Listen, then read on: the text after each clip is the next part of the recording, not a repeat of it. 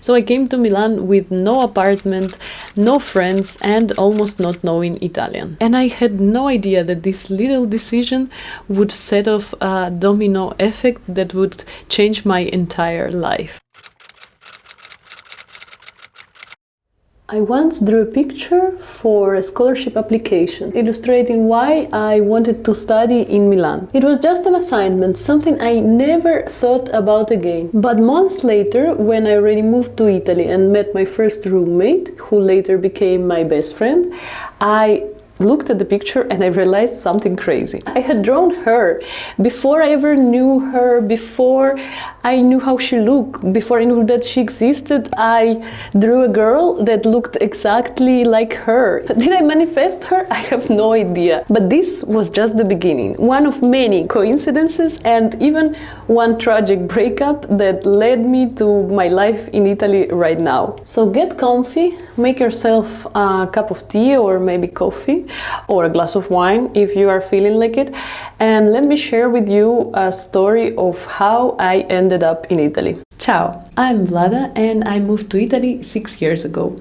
I was born in Ukraine and then with my family we moved to Latvia, where I spent my childhood, and then we moved to St. Petersburg, Russia, where this story begins. It all started with a breakup. I was 26 and I just ended a very long relationship, but when it ended I realized something. I was focusing so much on building life together that I stopped asking myself, what do I want? For the first time in my adult life I was free to decide, and I made a simple choice.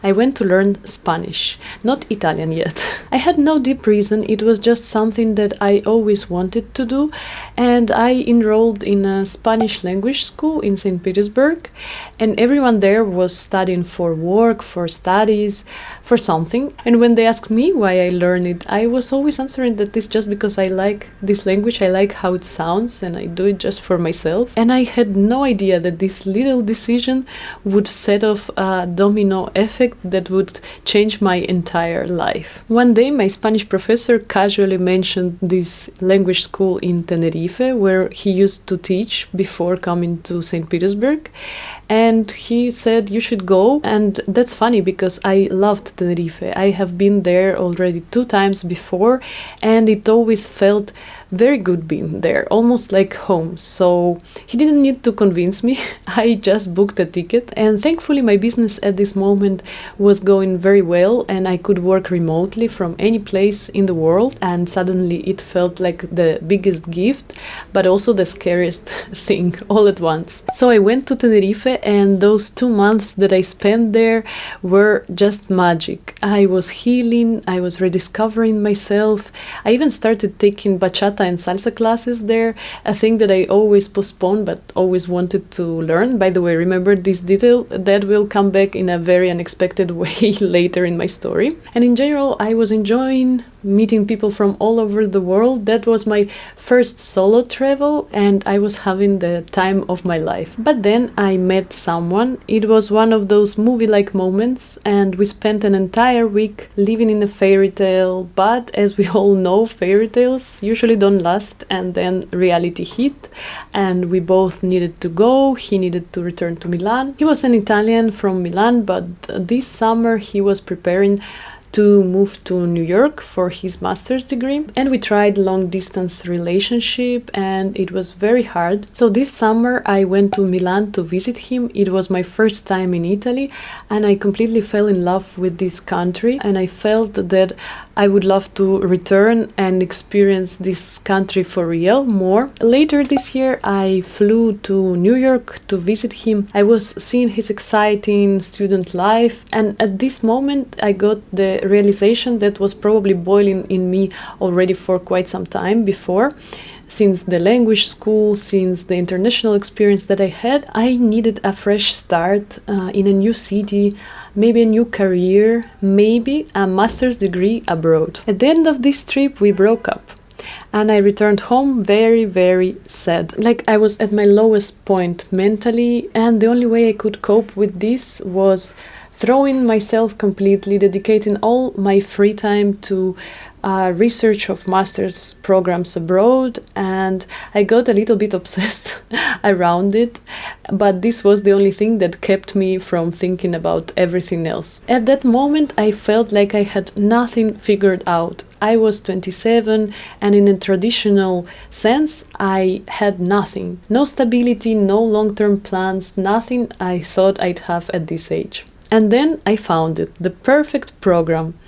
Everything about it just felt right. It was in English, the university was ranked #1 in Italy, and also its design programs were on the 5th place in the world.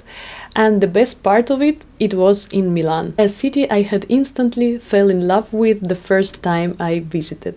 So I took the leap of faith. I applied to just one university, no backup, no plan B. It was all or nothing for me. And in March, when I got the email that I had been accepted, I cried. I remember this moment still, and it was the moment that changed my life forever. And from there to September, when my classes started, I have thrown myself completely into preparation, all the bureaucracy, visas. Also, I started to research scholarship because I understood that I have my savings, but it would be not enough to cover all the expenses and to afford this move.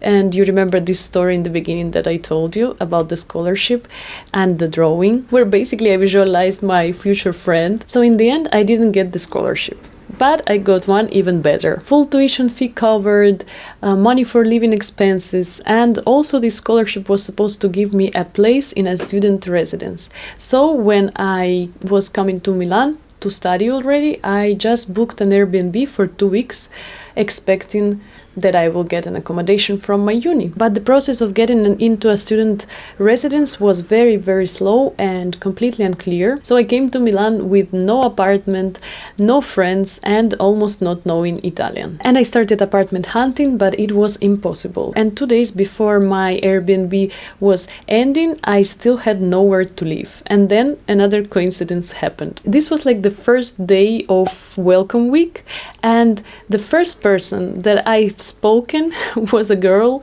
I just saw her. She was wearing these Harry Potter earrings, and I remember thinking, okay, at least we have something in common already. So I started talking to her, and I found out that she was Colombian, and I was like, yay, Spanish speaker. And it was nice. We talked, and she said that she's also searching for a place to live. And actually this day she was going to check a room, a shared room. And I had never even considered living with someone in the same room, like sharing a room, especially with a stranger.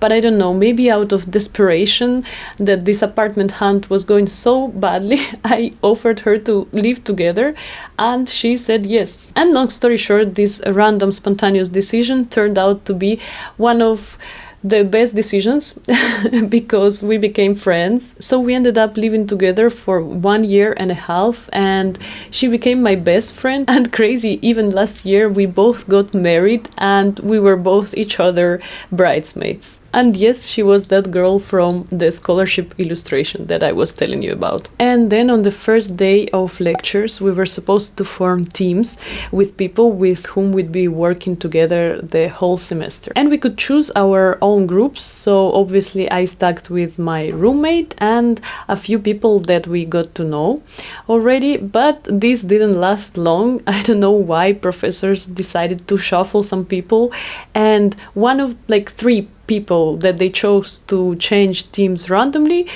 was me. And let me tell you, I was not happy. Suddenly I found myself in a team where I didn't know a single person, and there I met this guy. He was also Colombian. And should I spoil the story for you? Since my roommate was also Colombian, we started to hang out with these friends that mostly were all Spanish speakers, all international students from Latin America, and me.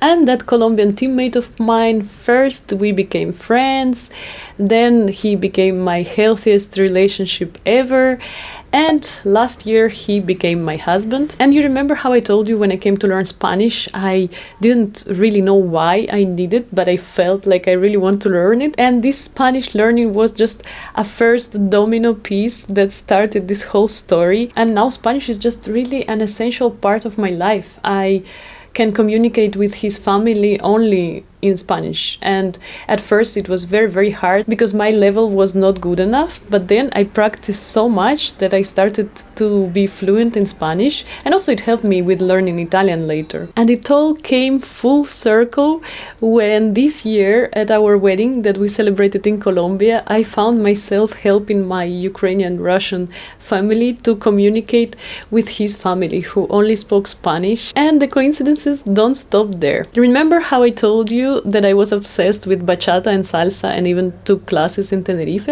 So they came to be very useful because our first dance at our wedding was bachata, and also his entire family dances salsa very, very good.